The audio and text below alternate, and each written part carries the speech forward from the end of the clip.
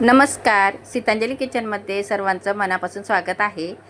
उन्हाळा लागला आहे आणि आपल्याला काही खाऊसं वाटत नाही, तर असं मस्त आपण चमचमीत एक चटकारा बनवतो आहे। त्यासाठी मी तवा ठेवला आहे गॅसवरती आणि त्यामध्ये आपण 1-2 चमचे असे शेंगदाणे भाजून घेतो आहे। मस्त असे खरपूस भाजून घ्यायचे डाग पडेपर्यंत। आता शेंगदाणे भाजून झालेले आहेत आणि एका डिशमध्ये मी काढून घेतले। आता तो तवा आहे त्यामध्ये मी तेल ओतून घेतले आणि त्या तेलामध्ये आपण एक 4 ते 5 पापड मी आता तळून घेणार आहे। तर हे उडदाचे पापड आहेत आणि अगदी मी तेल आहे ना थोडंसं टाकले, थोड्याच तेलामध्ये मग आपण तळून घेऊया। तर बघा असे उलटे पालटे करून मी तळून घेते अशा पद्धतीने। तर मैत्रिणींनो, पहिल्यांदाच रेसिपी पाहत असाल तर चॅनलला सबस्क्राईब करा आणि बाजूला जी बेल आहे ही सुद्धा दाबा, त्यामुळे माझे जे नवीन व्हिडिओ आहेत हे तुम्हाला पहिले पाहायला भेटतील।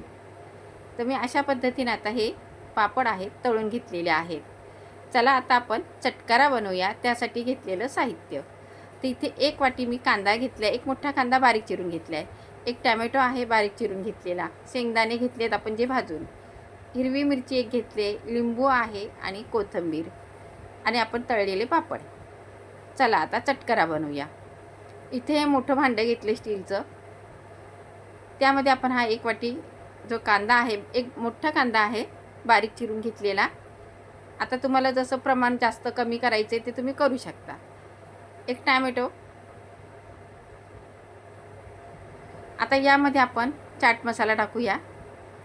तर इथे मी 1 चमचा भरून चाट मसाला टाकते, चटपटीतच छान लागतं खायला।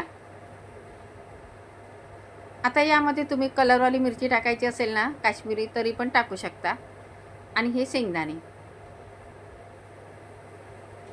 आता हे सर्व आपण मिक्स करून घेऊया। आता आपण हे सर्व मिक्स करून घेतले। आता यामध्ये आपण मीठ टाकायचं आहे।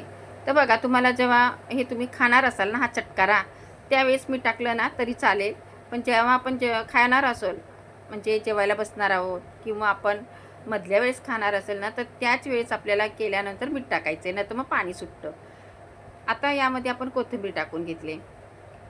आता हे जे पापड आहेत हे पापड आपण असे तोडून घेऊया, खूप बारीक चुरा नाही करायचा, हां व्यवस्थित असं आपण तोडून घेऊ।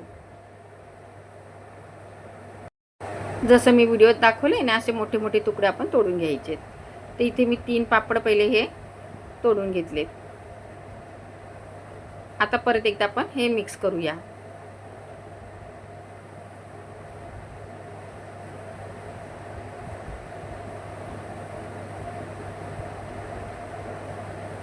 आता हे आपण सर्व मिक्स करून घेतलेलं आहे। आता यावरती आपण फोडणी द्यायची आहे, पण मला असं वाटतं आमच्याकडे जास्त आहेत ना माणसं खाणारे, तर मी आणखीन एक पापड तोडून घेतला आहे। आता फोडणी द्यायची आहे। तर फोडणीसाठी मी हे तडका पॅन ठेवून घेतला आहे आणि यामध्ये 1-2 चमचे लहान चमचा असं तेल ओतून घेते। अगदी थोडं तेल घेतले, कारण पापड पण तेलकट असतात। तेल आता छान गरम करून घेते मी। तेल बघा छान गरम झाले।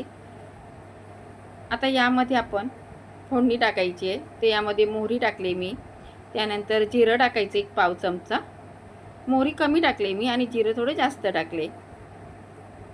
आता यामध्ये 1 हिरवी मिरची आणि कढीपत्ता। आता तुम्ही यामध्ये लाल मिरची पावडर किंवा काश्मीरी मिरची पावडर सुद्धा टाकू शकता, तुम्हाला जास्त तिखट पाहिजे असेल तर। आता ही फोडणी बघा मस्त झाले। याला थोडी गॅसवर मी परत थोडी गरम करणार आहे, त्यानंतर हिंग टाकलेली आहे। आता ही चुरचुरीत अशी फोडणी आपण ह्या चटकाऱ्यावरती टाकून घेऊया। तर हा पापडाचा चटकारा मस्त चटपटीत तयार झाला आहे। त्यानंतर आपण थोडीशी लाल मिरची पावडर पण टाकले। कमी जास्त तुम्ही तुम्ही किती खाता, तिखट कसं पाहिजे, चटपटीत, तसं आपण टाकायचे। आता हे आपण व्यवस्थित मिक्स करून घेतले बघा। आता यामध्ये ना मी हा अर्धा लिंबू पिळून घेते। खूपच भारी आणि चटपटीत, तोंडाला अगदी चव पण खूप छान येते। नक्की बनवा, एकदा बनवून बघा। खूपच छान हा चटकारा तयार झालेला आहे। जसं तो दिसायला इतका सुंदर दिसतोय ना, तर खायला पण एक नंबर हा चटकारा तयार झाला आहे. तर हा पापडाचा चटकारा तयार झालेला आहे खाण्यासाठी. तर मैत्रिणींनो, एक लाईक नक्की करा आणि रेसिपी आवडली असेल ना, तर बनवून पण बघा. खूप भारी झालेला आहे. चला परत भेटूया आपण अशाच